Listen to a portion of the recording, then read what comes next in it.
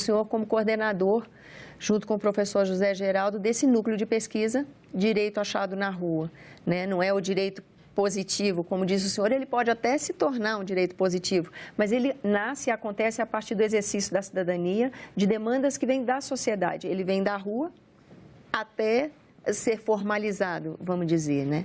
E são 30 anos, desde a época da Constituinte, que esse trabalho vai tomando corpo, vai crescendo, vai se consolidando, né? Então, gostaria de ouvir do senhor um panorama do que aconteceu, como a sociedade vem amadurecendo esse seu exercício de cidadania nesses anos em que o senhor tem isso como objeto de pesquisa. Bem, primeiro eu agradeço o convite por estar aqui, né? E o professor Geraldo que começou esse trabalho, né? Na realidade, antes, o professor Roberto Lira Filho, que é inspirador e autor principal desse projeto, que inspirou esse trabalho porque havia uma ambiência de escolas críticas do direito no Brasil. O professor Roberto Lira Filho foi o principal autor aqui em Brasília e inspirador da nova escola jurídica brasileira. O professor José Geraldo iniciou esse trabalho do direito achado na rua, que é o processo de construção social do direito. E construção do direito a partir dos movimentos sociais e os movimentos sociais que podem construir o direito a partir da prática social. Ou seja, a luta por direitos é que faz gerar o direito positivo. Não é a postulação de representantes políticos somente que faz gerar o direito positivo. É a luta por direitos, é a luta por moradia, é a luta dos homossexuais, é a luta das mulheres, é a luta dos movimentos sociais, essencialmente, que faz gerar o direito. Então, a gente tem, ao longo desses 30 anos, primeiramente, a luta na Constituinte, né? A gente teve uma Constituinte que foi, na realidade, uma Constituinte feita por uma emenda constitucional, né, na Constituição anterior. Então, basicamente, uma Constituinte não muito legítima, porque tinha, inclusive, um terço de senadores que vinha da legislatura anterior. Então, a gente tinha, em tese, uma Constituinte não democrática, mas acabou tendo uma demanda popular tão grande que legitimou-se ao longo do processo. A gente teve, por exemplo, o movimento sanitarista, que fez com que, dentro da Constituinte, a gente tivesse o SUS. A gente criou-se o SUS a partir do movimento social sanitarista. A gente teve o Movimento Nacional de Meninos e Meninas de Rua, que fez que, dentro da Constituinte, criasse a demanda do Estatuto da Criança e do Adolescente. A gente teve o movimento de mulheres, que fez com que houvesse igualdade de gênero dentro da Constituinte. A gente teve o movimento do Sem Terra que fizesse com que tivesse uma postulação de função social da terra dentro da Constituição. A gente teve o movimento quilombola que fez com que, no artigo 68 do ato das disposições transitórias, tivesse a previsão das terras quilombolas. Então, a gente teve, dentro da própria Constituinte, já esse movimento do direito a achar na rua se constituindo. Então, a gente tem um estudo e a pesquisa desse grupo, né, desde a Constituinte, se consagrando e se constituindo, né, dentro da Universidade de Brasília como um processo. E tem o projeto dos volumes do direito a achar na rua. O volume 1, né, que foi uma demanda dos movimentos sociais ao professor José Geraldo, né, se constituiu num clássico. Né? Esse volume 1, ele acabou virando um volume que se transformou num manual de introdução ao direito, que é a introdução crítica ao direito. O vídeo que foi elaborado pelo diretor César, o vídeo acabou se tornando, viralizou na internet, né? Ele se reproduz até os dias de hoje. Ele acaba se tornando atual por causa da crise de direitos humanos, né, que a gente tem hoje em dia. Então, ele se reproduz até os dias de hoje. E os demais volumes da série acabaram também sendo best-sellers dentro da perspectiva crítica do direito. A gente já está no volume 8 da série e a gente tem outros volumes sendo preparados para serem publicados. Além disso, a gente tem inúmeras dissertações e teses produzidas ao longo desses anos todos. A gente tem um grupo de pesquisa muito ativo, a gente tem trabalho de extensão universitária, a gente tem muito trabalho feito ao longo desses anos todos. A sensação que me dá é que, voltando para aquele tempo, a gente tinha uma expectativa de que a sociedade se mantivesse mais articulada e que a gente tivesse, a partir dali, até por esse envolvimento na autoria da Constituição, um controle social maior do que se tem hoje. Isso é uma impressão minha? Ou o senhor pode comentar essa observação? A sensação é essa mesma. A criminalização dos movimentos sociais e a criminalização da luta por direitos humanos, ela vem com toda a força no dia de hoje. Então, aquilo que a gente imaginava que não houvesse mais, a gente acaba tendo que enfrentar novamente.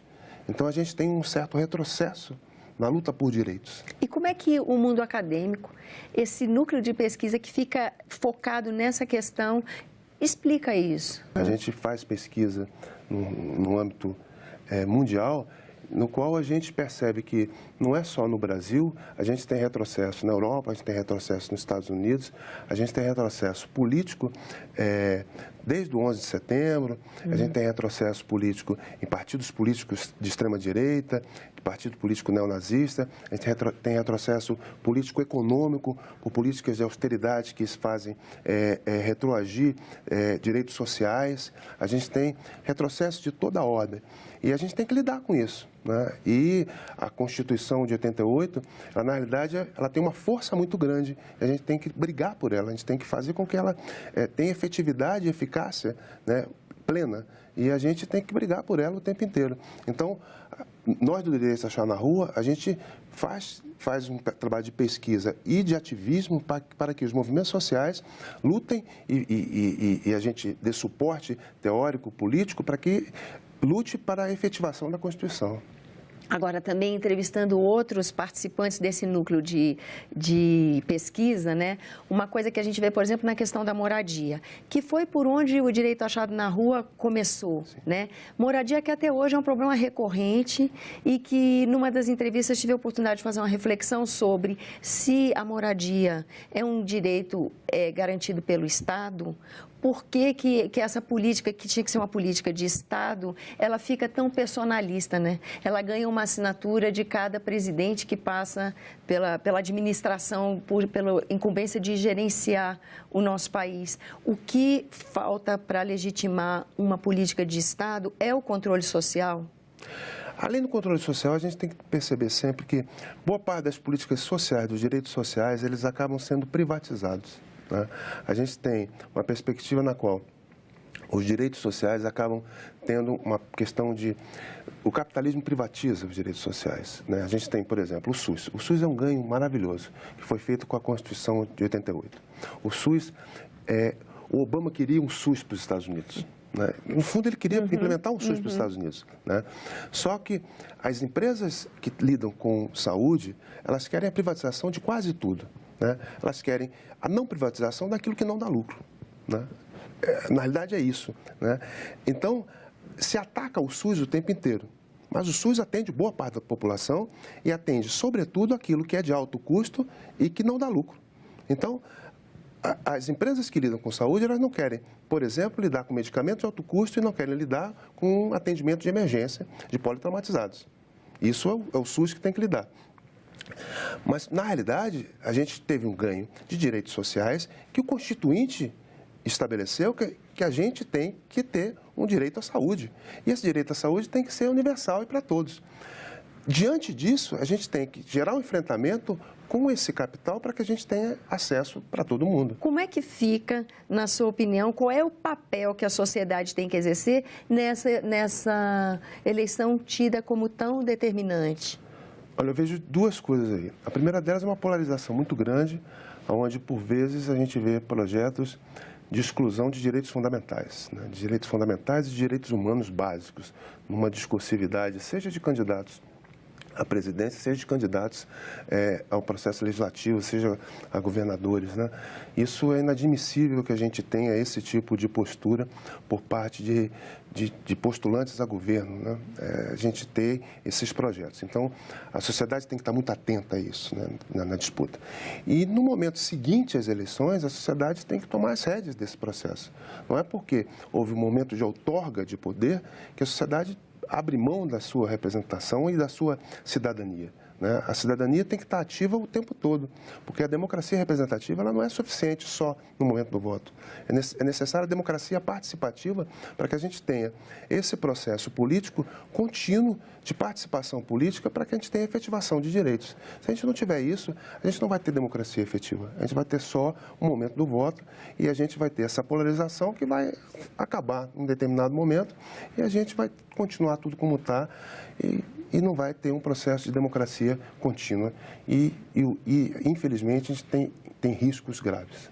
E já de tempo estourado, só para finalizar, Como que a sociedade consegue fazer esse link? Como é que ela toma as rédeas dessa participação, né? Aí eu puxo a sardinha para o nosso lado. É com o direito achado na rua, é com a possibilidade de construção social do direito, é com a consciência de que só se faz a construção da democracia e do direito na rua, com a legítima organização social da liberdade, dia a dia, paulatinamente, com a sociedade unida trabalhando pela construção do direito.